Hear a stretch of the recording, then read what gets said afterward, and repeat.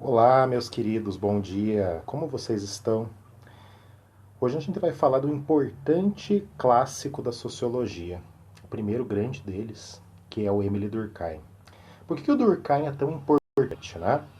O Durkheim foi o primeiro pensador na modernidade, em meados ali do século XIX, que se preocupou não somente em sistematizar a sociologia, dar uma cara, um ar mais humano para a sociologia, mas levá-la até a universidade, até o meio acadêmico e fazer com que a sociologia se tornasse uma ciência reconhecida na Universidade Francesa, da mesma forma que as outras áreas de conhecimento já eram, né? Quando nós pensamos as outras áreas de conhecimento ali em meados do século XIX, né? Vamos lembrar lá da física, né? Da biologia, né? Ciências médicas principalmente, né? Ciências naturais e as ciências exatas. Né? Então ele vai buscar dar um equilíbrio, né? Dar aí uma valorização também para a sociologia, que era aí uma área de conhecimento que estava nascendo, né? Que estava se estruturando naquele momento. Né? E nós vimos nas aulas anteriores, né? Com o positivismo, com o Auguste Comte, né? Que já havia uma preocupação em pensar o social. Contudo, o Auguste Comte ele não sistematizou o pensamento social e não levou o pensamento social para o meio acadêmico. Ele fez lá, ele constituiu o quê? Né, o curso de ciência positiva lá na Escola Técnica de Paris e também trouxe aí toda uma carga, toda uma aura cientificista para pensar o social e também, né, o positivismo kantiano ele é bastante ainda preso às ciências exatas, né, física e também uma forma matemática de pensar o humano. Né? E a gente sabe muito bem que é bastante complicado pensarmos o humano conectando-o, né, a questões aí voltadas à matemática, por exemplo. Né? O Durkheim ele vai separar as coisas, né? Ele vai deixar muito claro. Muito embora ele tenha muita influência do positivismo, do cientificismo kantiano, mas ele vai deixar bem claro, quando ele sistematiza a sociologia, social é uma coisa, né? Humano é uma coisa, matemática e física é outra, né?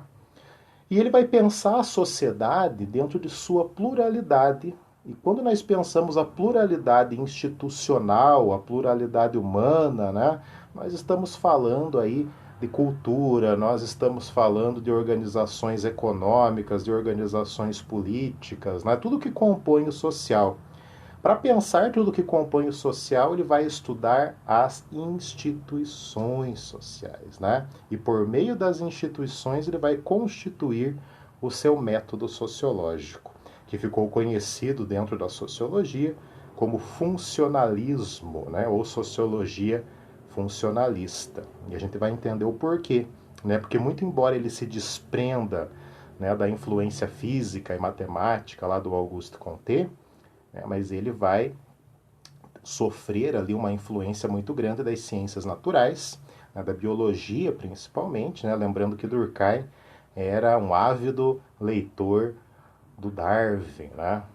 Darwin, inclusive, era um biólogo, né, um cientista, né, um pensador ali ligado às ciências naturais, muito lido, né, e bastante valorizado ali em meados do século XIX. Só que ele vai estar pensando outras espécies, né, pessoal, não o ser humano. Ele vai estar falando lá da evolução dos seres vivos, né? Durkheim vai se influenciar por Darwin e vai buscar aplicar esses conceitos em seu método sociológico. Tanto que ele vai pensar a sociologia, o corpo social, como um corpo humano, né? Como aí uma anatomia, né? Fazendo aí associações entre a anatomia, entre como funciona o nosso corpo, um organismo vivo, com a sociedade. Né? Então a gente vai entender isso na aula de hoje. É importante a gente entender o contexto também da vida do Durkheim, né? O período histórico que ele viveu. Ao contrário do Auguste Comte, que vai pegar todo aquele primeiro momento do século XIX, né, a primeira metade do século XIX, o Durkheim ele já vai viver na segunda metade do século XIX e no início do século XX. Né? Então, se a gente pensa aí o contexto. Ele nasce lá em 1858, numa cidadezinha do interior da França chamada Épinay, e vai morrer em Paris em 1917, né, em plena Primeira Guerra Mundial. Então é um contexto histórico bastante conturbado, né, gente? Contexto aí do capitalismo industrial, né, a França como segunda grande potência europeia se industrializando, se modernizando nesse momento, né? Passando por sua revolução industrial e, obviamente, constituindo aí todas as consequências dessa industrialização e dessa modernização, né, no âmbito do trabalho, né, no âmbito do capital e, obviamente, que isso vai se constituir no âmbito social também, né? A França se torna aí uma potência imperialista nessa segunda metade do século XIX. Né, o imperialismo, né, se constitui como uma política externa das potências europeias nesse contexto. A Inglaterra vai ser a maior delas, né, a maior potência imperialista. O maior império colonial será o britânico. E o segundo maior será a França. Né? A França vem logo em seguida. Tanto que ali no finalzinho do século XIX, quando nós temos a unificação da Itália e da Alemanha, né, tardiamente essas novas potências elas chegam, elas adentram lá as disputas imperialistas, né, a busca, a luta por colônias, principalmente na África e na Ásia, e tudo isso vai gerar um conflito, né, entre essas potências europeias, entre Inglaterra, França, Alemanha e Itália, o que vai acabar levando lá à Primeira Guerra Mundial. Agora, falando especificamente da França, gente, politicamente a França estava dividida em três tendências políticas, né? Em três ideologias políticas muito claras, ali como eu falei nas nossas aulas anteriores para vocês, né? E o Durkheim viveu todo esse processo. Então nós temos lá ainda os conservadores clássicos, né?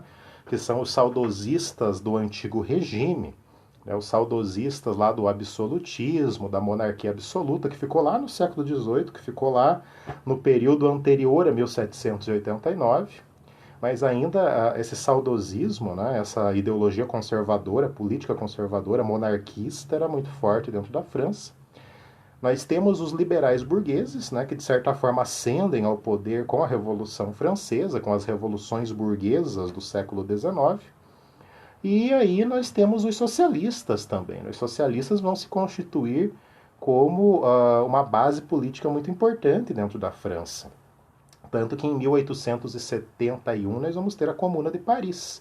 A Comuna de Paris foi a primeira forma socialista de governo dentro da Europa, muito tempo antes, né, gente? 40 e poucos anos antes, 46, 47 anos antes da Revolução Russa. Né? Muito embora a Comuna de Paris ela tenha durado pouco tempo, mas mostrou ali na prática, né, a força, o poder dos socialistas como um grupo político atuante dentro da França. Né? Tudo isso em decorrência da modernização da França, da constituição aí de uma classe trabalhadora, né, uma classe operária atuante, e obviamente a politização aí desses trabalhadores, né, o surgimento dos sindicatos, né, o período posterior ali das greves operárias, que na metade do século XIX já estavam a todo vapor. Né? Então Durkheim vai viver todo esse contexto bastante caótico, né, político, econômico e obviamente social dentro da França. O Durkheim ele vai buscar o quê? Entender esse processo e construir um caminho para superar, né, esse período, esse processo que na visão dele, né, seria aí um verdadeiro caos social que a França estava vivendo, né? Lembrem lá, Durkheim ele é muito influenciado pelo positivismo, ele quebra aí um pouquinho com Auguste Comte, mas ele é muito influenciado. Então a sociologia dele será uma sociologia conservadora, né, gente?